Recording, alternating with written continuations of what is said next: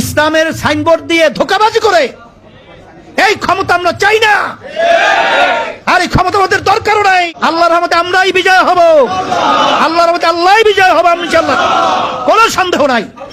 কিসের ভয়, কিসের চিন্তা, কিসের দুর্বলতা? আল্লাহর রহমতে আমার ভিতরে তো দুর্বলতা আসে নাই, আমার ভিতরে তো দুর্বলতা আসে নাই। কারণ আপনাদের সবের চেয়ে বেশি কষ্ট আমার লাগার কথা ছিল পরিবেশটা, এই সমঝোতাটা, এর মূল দায়িত্বই পালন করেছিলাম আমি। কারণ ওই 11 দলীয় যে সমঝোতার যারা নেতৃত্ব দিয়েছিল তারা পরিষ্কার ঘোষণা করেছে তারা ইসলাম অনুযায়ী দেশ পরিচালনা করবে না। তাই যেহেতু ইসলাম অনুযায়ী দেশ পরিচালনা করবে না, তা আমি ইসলামী দল হিসাবে আমি যদি এই সমঝোতায় থেকে আমি ক্ষমতার অংশীদার হই, তাহলে সেখানে তো আল্লাহ বেজার হবে না খুশি হবে? আবার একটু মুখ খুলে বলে, আল্লাহ বেজার হবে। 26-এর জাতীয় নির্বাচন, এই নির্বাচনে আপনারা দেখেছেন যে বিশেষ করে ইসলামী আন্দোলন বাংলাদেশ, আমরা, কারণ এই দেশটা স্বাধীন হলো 54 বছর চলছে, এই 54 বছরে যারা দেশ পরিচালনা করেছিল আমাদের দেশের মানুষের যা চাওয়া পাওয়া, আমাদের যেটা চিন্তা ছিল সেটা মূলত আমরা তাদের থেকে পাই নাই। পেয়েছি? বরঞ্চ এর পরিবর্তে আমরা যা আশা করি নাই তাই পেয়েছি। আপনি কি বলবেন? বিনা অপরাধে বছরকে বছর, যুগ পর যুগ জেলের ভিতরে জীবন শেষ করা, বিনা অপরাধে ফাঁসির মতো ঘটনা বাংলাদেশে দেখেছি। এই দেশের ভিতরে কোনো ব্যবসায়ী সুন্দরভাবে পরিবেশে ব্যবসা করার মতো সুযোগ পেয়েছে? পায় নাই। যত অপকর্ম বলেন সেটা আমরা পেয়েছি।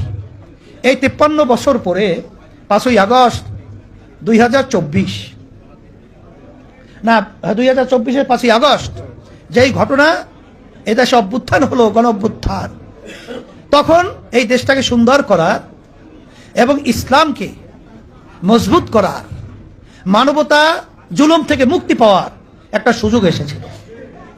এই সুযোগকে কাজে লাগাবার জন্য আমরা আলহামদুলিল্লাহ সাধ্য অনুযায়ী আমরা চেষ্টা করেছিলাম যে আমরা বিএনপি, আওয়ামী লীগ, অন্যান্য রাজনৈতিক দল আমরা দেখেছি, কিন্তু এই দেশের ভিতরে 92 জন শতকরা মুসলমান বসবাস করে।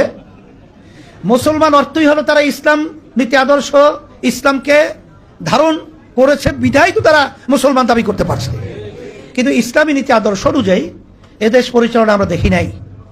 তাই সেই হিসাবে আমরা ইসলামী দলগুলোকে একত্রিত করে এবং দেশপ্রেমিক যারা রাজনৈতিক দল রয়েছে তাদেরকে একত্রিত করে আমরা নতুন একটা দেশ গড়ার স্বপ্নকে সামনে রেখে যখন আমরা কার্যক্রম শুরু করেছিলাম, আলহামদুলিল্লাহ। এত জোরে কথা বলেন কারা? এই আমাদের দায়িত্বশীলরা বলে, আমাদের দায়িত্বশীল এত জোরে কথা বলেন। তাই যেই কথা বলতে চাইছিলাম, সেখানে একটা পরিবেশ আল্লাহ তৈরিও করেছিল। আপনারা দেখেছেন মানুষ কিন্তু আলহামদুলিল্লাহ পরিবর্তনের জন্য মানসিকভাবে তারা তৈরিও হয়েছিল। যখন নাকি এই পরিবেশটা তৈরি হলো তখন আমরা কি দেখলাম? আমরা করেছিলাম একটা সমঝোতা।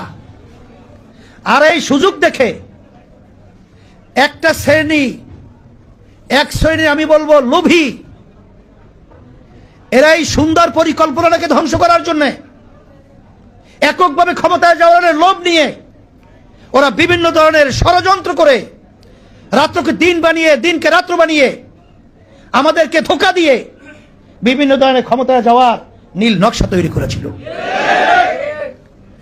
ইসলামী আন্দোলন বাংলাদেশ, আল্লাহর কুদু ফজল করিম রহমতুল্লাহ আলাই, তিনি যে এই দেশের ভিতরে সুন্দর একটা পরিবেশ তৈরি করার জন্য রাজনীতি করেছিলেন, তার ভিতরে আল্লাহর ভয় পয়দা হয়েছিল, তারই বাস্তবতা হিসেবে আপনারা দেখেছেন যে আমরাও যদি এই সমঝোতা এই অবস্থায় থাকতাম, দেখা দৃষ্টিতে অনেকগুলো হয়তো এমপি আমাদের আসতো, কথা ঠিক না?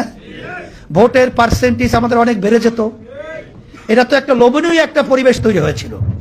কিন্তু আল্লাহর রহমতে আমরা পরামর্শ ভিত্তিক দেখেছি যে এই অবস্থায় যদি আমরা এখানে থাকি তাহলে আল্লাহ বেজার হবে, ইসলাম ক্ষতিগ্রস্ত হবে।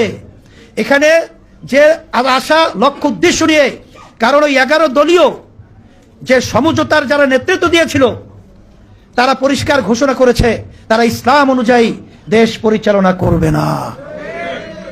তাই যেহেতু ইসলাম অনুযায়ী দেশ পরিচালনা করবে না, তা আমি ইসলামী দল হিসাবে আমি যদি এই সমঝোতায় থেকে আমি ক্ষমতার অংশীদার হই, তাহলে সেখানে তো আল্লাহ বেজার হবে না খুশি হবে?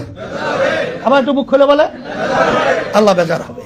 তা আল্লাহ যেহেতু বেজার হবে, আর আমাদের ভিতরে আল্লাহর ভয় পয়দা করা, এইটাই হলো রমজানের রোজার মাধ্যমে শিক্ষা। এর জন্যই আমরা এই লোভনীয় পরিবেশ, এই অবস্থা থেকে আমরা তখন ফিরে এসে তখন আমরা আল্লাহকে বেজার না করে সঠিক ইসলামের পক্ষে একটা বাক্সকে আমরা আলাদা করে জাতির সামনে আমরা উপস্থাপন করেছিলাম। তখন আমরা তো দেখার দৃষ্টিতে বুঝতেই পেরেছি স্রোতের বাহিরে কি হয় বা না হয়। কিন্তু আলহামদুলিল্লাহ আমরা যে এত পার্সেন্ট ভোট পাবো এটা কিন্তু আমরা বুঝি নেই। কারণ এখন একা না, আমরা সব চলে গেছে একদিকে, কিন্তু সেখানে প্রায় 3% মতো ভোট আল্লাহর রহমতে আমাদের পক্ষে আল্লাহ দিছে না। তারপরে একজন এমপি আল্লাহ আমাদেরকে পুরস্কার হিসাবে আল্লাহ দেয় নাই। কিন্তু এটা তো হওয়ারই কথা ছিল না, যে পরিবেশ হয়েছিল। কিন্তু তাই যাই হোক না কেন, কিন্তু আল্লাহর রহমতে আপনাদের দোয়ায় আমি বিশেষ করে ঢাকা মহানগর, বাংলাদেশের রাজধানী, আপনারা যদি আলহামদুলিল্লাহ এই ঈমানকে মজবুত করে আল্লাহর ভয়কে ভিতরে পয়দা করে যদি আপনারা কার্যক্রমকে ওইভাবে বেগবান করতে পারেন, আমার মন বলছে আপনাদের ভয় চিন্তা নাই, আমাদের ভয় চিন্তা নাই, আমরাই বিজয় হব।